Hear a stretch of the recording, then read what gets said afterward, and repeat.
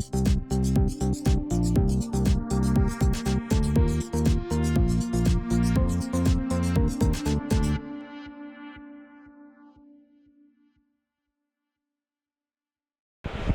I'm George. I'm the communications manager at nDreams.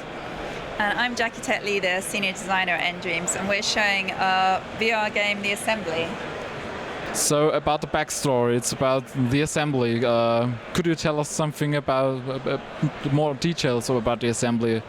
Sure, absolutely. So the assembly is a collective of scientists, academics and engineers who are all about the pursuit of knowledge for its own sake, discovery for the sake of discovery, truth for the sake of truth. However, they're not interested in society's morals. They're even less interested in government oversight, which is why they've built a gigantic bunker deep beneath the Nevada desert. And it's here that we find our two protagonists in the game, Cal and Madeline. Cal is a virologist who has spent a number of years at the assembly. He was attracted to the assembly in the first place because in the real world his research had hit a barrier that he couldn't go past without the assembly's resources. However, now he's suspicious of the assembly. He's worried that his research is not being used for the benefit of humankind, and so he's looking for a way out.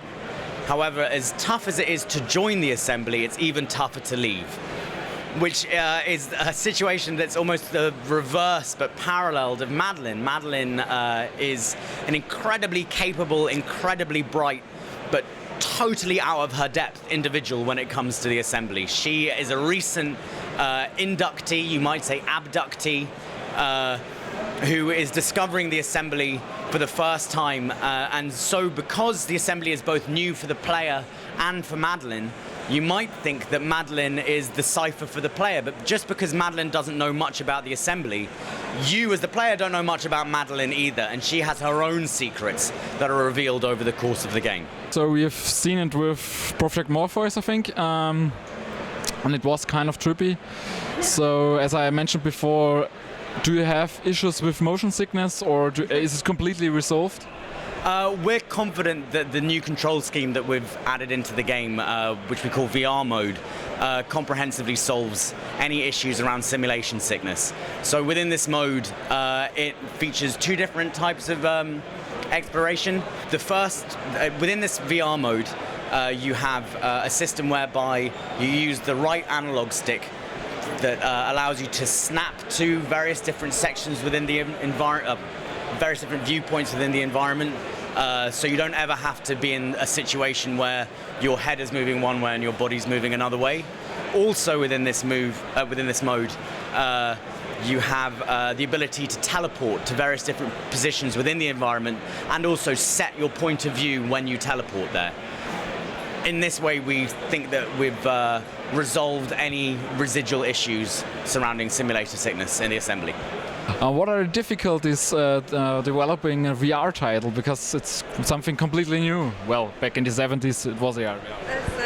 We've had a lot of interesting challenges. I mean, things like the HUD, for example, everyone's got used to a traditional kind of HUD with lots of elements around the edges of the screen, and in VR the focal point clarity is the center of the screen, and you can't just throw a load of stuff on there. So we've been working on ways, as you've seen from playing the game, we've got in-world signposting which is much easier for the player to sort of understand and to recognize. And then things like poly counts, you have to render everything twice for VR, so that puts certain restrictions on you that you might not have on other titles. And also players can look underneath things and behind things, so you can't sort of sneakily cull some back-facing polys or anything like that to get some memory back. And then just sort of things like the controller, as you've seen, we've been working to try and find the optimum control system that makes it easy for people to get used to VR. There's going to be a lot of new players out there, hopefully, when we launch. So we're hoping, our title could be their first experience. We really want to ease them into that. I'm just trying to find the best way to sort of allow people to move through the environment at their own pace and sort of relax. And we've broken, up into chapters so that if players want to take a break, they can, and the story has natural breaks for that to happen. You told us that there will be some realistic puzzles, more not traditional ones. So could you give us an example how such thing would look? You go through the story as two different protagonists. One is Madeline, who's experiencing an initiation into the assembly.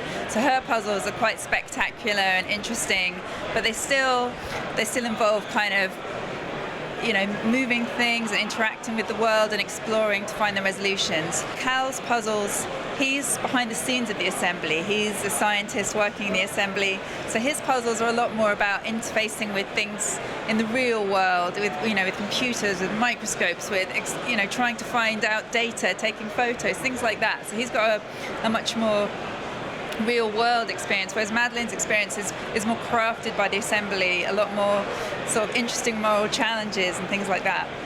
Was there any kind of game which is the inspiration, so that's like Myst or excuse me, I'm having a cough a bit. So yes, I think we're not the first game to have set their environment in a secret underground laboratory for, full of scientists. However, what we've tried to do with the assembly is approach it from a very real-world point of view. How does an organization like that go about hiring people? How does it go, if you are hired by them, what does your daily life look like? Are you when you're there down for months on end, do you live there? Do you go home? What are your interactions like with your colleagues? What effect does it have on your psychology? I think also as well, every person who works in the game's got their own sort of favourite adventure games, from, old school point and click to, for me, things like Gone Home or Dear Esther, that kind of exploratory, sort of very, slow paced sort of environment, because that works really well for VR. So, I think we've all drawn upon our love of adventure games over the years and recent adventure games to just try and make the best adventure game for VR we possibly can, basically. So it will be a classic adventure game with no action elements, or is there some action, or? No. The game is about exploration and discovery, much in the same as you would in, traverse an environment in real life. We think that adventure games are very similar to real life, and virtual reality allows you to experience a game as close to being there as possible. So in that way, I think we're pretty pleased with the route that we've gone down. Yeah, you don't suddenly get a gun and start shooting people. We've heard the protagonists talking. Will it only be English, or are there other languages planned? Or? For the time being, we're focusing on English, although I'm going to have to get back to you with the full answer to that question another time. Is it only for PlayStation 4, or are there other platforms planned? So the assembly will be available on HTC Vive, Oculus Rift and Project Morpheus for PlayStation 4.